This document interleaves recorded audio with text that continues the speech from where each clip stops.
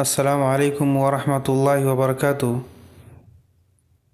احباب، جیسا کہ آپ لوگوں کو معلوم ہے کہ آج 14 شعبان المعظم کا دن ہے، اور آج کا دن بہت ہی مبارک دن ہے اور بہت ہی فضیلت والا دن ہے۔ اس لیے آج کے دن کو غنیمت سمجھیے اور جتنا فائدہ ہو سکے آج کے دن سے فائدہ اٹھائیے۔ آج جو میں ایک اور ویڈیو اپلوڈ کیا ہوں اس میں نے بتایا ہے کہ آج یعنی 14 شعبان المعظم کی رات مغرب کے بعد سے لے کے فجر تک کا جو عمل ہے وہ عمل میں نے اس ویڈیو میں بتایا ہے۔ اگر آپ نے ابھی تک نہیں دیکھا تو آپ اس ویڈیو کو جا کے دیکھ سکتے ہیں۔ بہت ہی مغرب کے بعد کا کیا عمل کرنا ہے اور اس طرح سے عشاء کے بعد کا کیا عمل ہے، میں نے سب وہ تفصیل سے بتایا ہے۔ آپ اس میں ضرور جا کے دیکھیں، بہت فائدہ ہوگا۔ آپ ایسے موقع کو ہاتھ سے نہ جانے دیں، پتہ نہیں کہ اگلے سال تک کون اس دنیا کے اندر زندہ رہے گا یا نہیں رہے گا۔ اس لیے اس آج کے دن کو اور رات کو غنیمت سمجھیے اور اللہ تبارک و تعالیٰ کے بارگاہ میں جا کر اپنی حاضری لگائیے اور اللہ تبارک و تعالیٰ سے اپنی مغفرت کروائیے۔ آج کی اس ویڈیو میں آپ کو بتانے والا ہوں کہ کون سے وہ شخص ہیں جن کی مغفرت آج کی رات بھی نہیں ہوگی، اور کون سے وہ سارے خوش قسمت ہیں جن کی آج مغفرت ہو جائے گی۔ اس لیے آپ ویڈیو کو مکمل دیکھیں تاکہ آپ کو پوری بات سمجھ میں آ جائے۔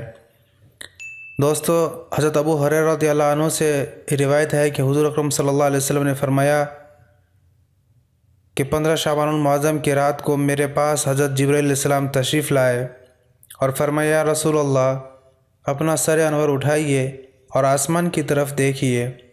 میں نے ان سے پوچھا کہ یہ کون سی رات ہے؟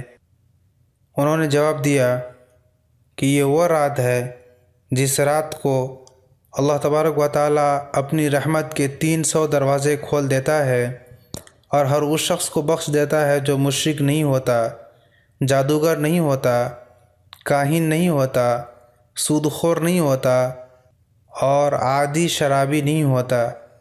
اللہ تعالیٰ ان لوگوں کو اس وقت تک معاف نہیں فرماتا جب تک کہ وہ توبہ نہ کر لے۔ یعنی یہ جو میں نے ابھی بتایا 4-5 شخص، جو زنا کرنے والا نہ ہو، شرک کرنے والا نہ ہو، جادوگر نہ ہو، سود کھانے والا نہ ہو، تو اللہ تبارک و تعالیٰ ان 4-5 لوگوں کے علاوہ سارے لوگوں کی مغفرت فرما دیتے ہیں، اور ان لوگوں کی اس وقت تک مغفرت نہیں فرماتے جب تک کہ یہ لوگ ان گناہوں سے توبہ نہ کر لے۔ پھر جب رات کا چوتھائی پہر گزر جاتا ہے تو حضرت جبرائیل علیہ السلام پھر تشریف لائے اور کہا، یا رسول اللہ، اپنا سر اقدس اٹھائیے۔ آپ صلی اللہ علیہ وسلم نے ایسا ہی کیا اور ملاحظہ فرمایا کہ بہشت کا دروازے کھلے ہوئے ہیں۔ بہشت کہتے ہیں جنت کو، جنت کا دروازہ کھلے ہوئے ہیں، اور پہلے دروازے پر ایک فرشتہ پکار رہا ہے، خوشخبری ہو اس شخص کے لیے جس نے رات کو رکوع کیا۔ دوسرے دروازے پر ایک فرشتہ پکار رہا ہے، خوشخبری ہو اس شخص کے لیے جس نے اس شب میں سجدہ کیا۔ تیسرے دروازے پر ایک اور فرشتہ پکار رہا ہے، خوشخبری ہو اس کے لیے جس نے اس رات میں دعا کی۔ اور چوتھے دروازے پر بھی ایک فرشتہ آواز دے رہا ہے کہ خوشخبری ہو ان لوگوں کے لیے جو اس رات میں ذکر کیا۔ پانچویں دروازے پر بھی ایک شخص آواز دے رہا ہے، ایک فرشتہ آواز دے رہا ہے، خوشخبری ہو اس کے لیے جو اس رات میں اللہ تبارک و تعالیٰ کے خوف سے رویا۔ چھٹے دروازے پر بھی ایک فرشتہ ندا کر رہا تھا کہ اس شب میں تمام مسلمانوں کے لیے خوشی ہو۔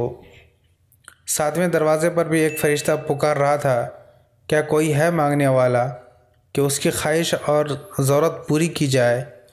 آٹھویں دروازے پر فرشتہ یہ ندا کر رہا تھا کہ ہے کوئی مانگنے والا کہ اس کے گناہ کو معاف کر دیے جائیں۔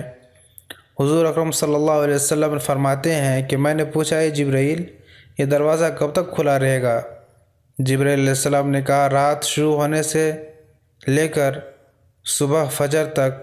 اس کے بعد حضرت جبرائیل علیہ السلام نے کہا، یا رسول اللہ، اس رات میں جہنم سے خلاصی پانے والوں کی تعداد بنی کلب کے بکریوں کے بالوں کے برابر ہوگی۔